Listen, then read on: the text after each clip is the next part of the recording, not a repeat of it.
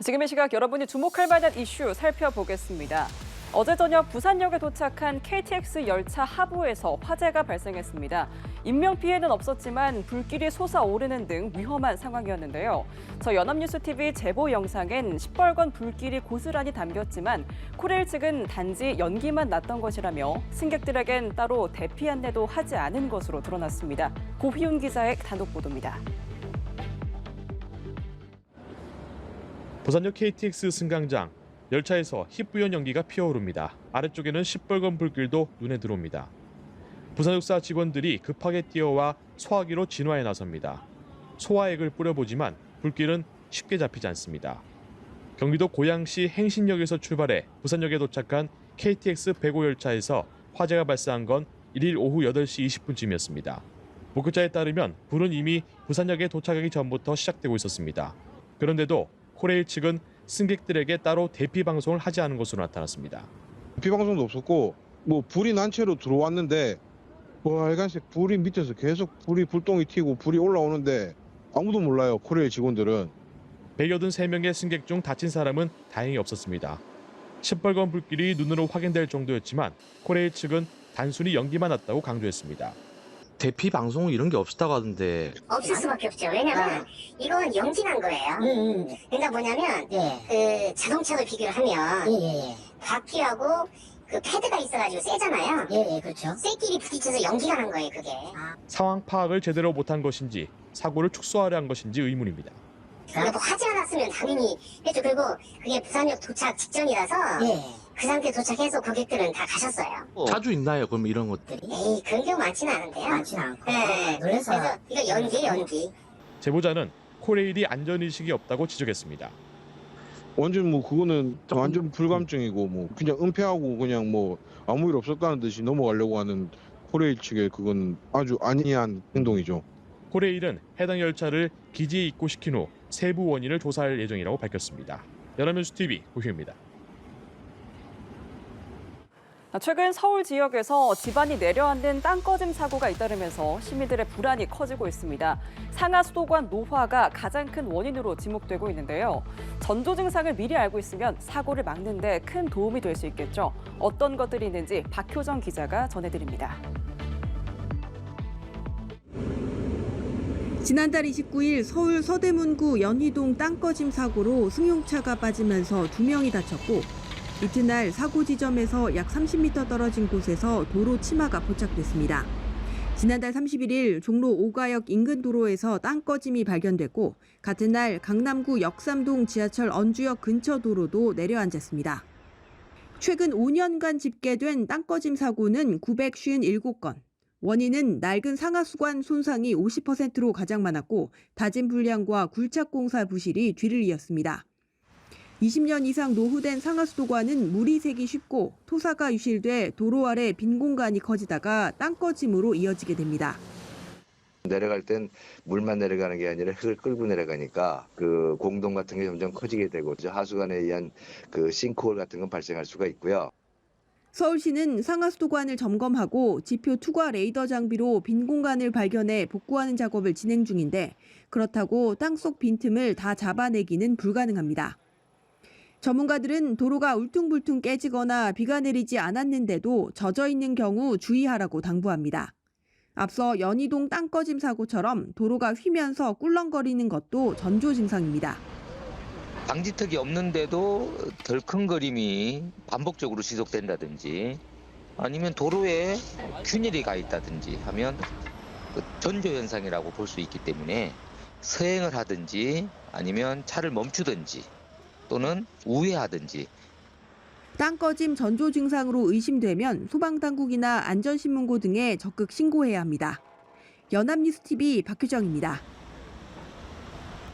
일본 남부를 휩쓸었던 태풍 산산, 세력이 약해지긴 했지만 여전히 많은 비를 뿌리고 있습니다.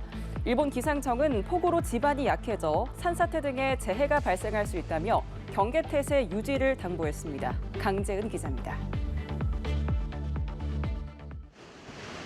지난달 29일 일본에 상륙한 태풍 산사는 강한 비바람으로 열도 남쪽의 2개의 섬, 규슈와 시코쿠를 핥혔습니다.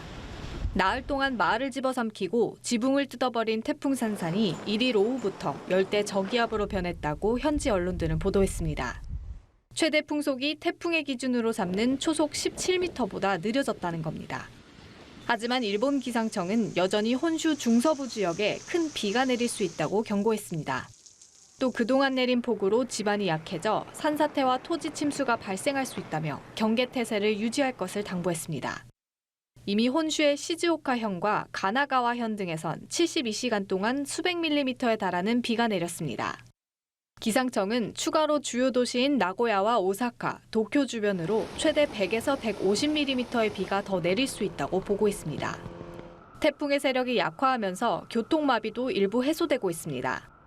도쿄와 오사카를 잇는 고속열차인 신칸센은 1일 저녁부터 다시 운행하기 시작했고 일본 항공 등은 2일부터 정상적으로 항공편을 운영한다고 밝혔습니다.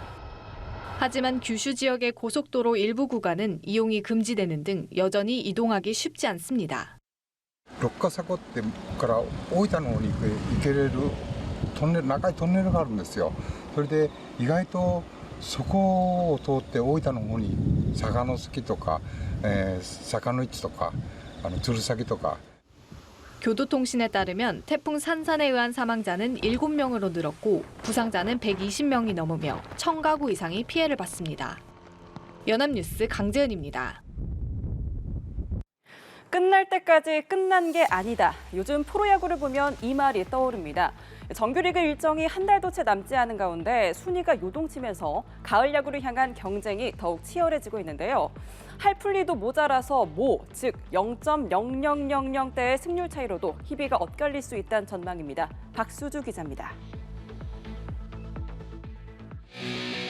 오는 28일까지 열리는 정규리그 결과를 토대로 프로야구 10개 구단 중 절반만 진출할 수 있는 가을 야구. 선두 기아와 2위 삼성, 3위 LG가 비교적 안정권을 유지하는 가운데 남은 두 자리, 두산과 KT는 방심할 수 없게 됐습니다. 4위 두산은 최근 10경기 동안 3승 7패에 그치며 7승 3패를 기록한 5위 KT에 한 경기 차까지 따라잡혔고 역시 3승 7패에 머문 6위 SSG는 6승 4패를 거둔 한화와 롯데에 밀려 8위로 미끄러졌습니다. 한화와 롯데는 승차 없이 승률에서 근소한 차로 순위가 갈린 상황인데 5위 KT와는 2.5경기 차에 불과합니다. 팀별로 최대 23경기를 남겨둔 지금 결과는 누구도 장담하기 어렵습니다. 이번 주에서 두 번째 주까지는 연승이 필요합니다. 만약에 연승을 하게 된다면 가능성은 있어지는 거죠. 지금 봐서는 뭐라고 단정 지을 수 있는 상황들은 아닌 것 같아요. 0.0000대 승률 차이로도 희비가 엇갈릴 수 있습니다. 2018년 기아와 삼성, 롯데 등 세 팀이 막판까지 5위 경쟁을 펼치다 정규리그 종료 이틀 전에야 기아의 가을 야구행이 확정됐는데 당시 6위 삼성과의 승률 차이는 고작 0.0004였습니다. 재작년부터 5위 결정전이 도입돼 두 팀이 동률을 이룰 경우에는 순위 결정전을 치르게 되는데 아직 개최된 적은 없습니다. 여느 때보다 치열한 순위 싸움은 프로야구에는 호재로 작용하고 있습니다.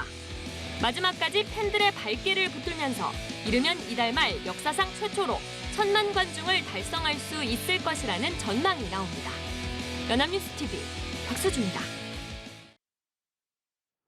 푸바오가 무더위 속에 건강 이상설이 불거지고 있습니다. 먹는 것은 줄고 잠도 많이 자는 것으로 알려지면서 일부 관람객들은 관리 부실을 문제 삼았는데요. 중국 판다 보존연구센터는 건강 이상이 아닌 가임신 상태라고 설명했습니다. 베이징에서 배삼진 특파원입니다.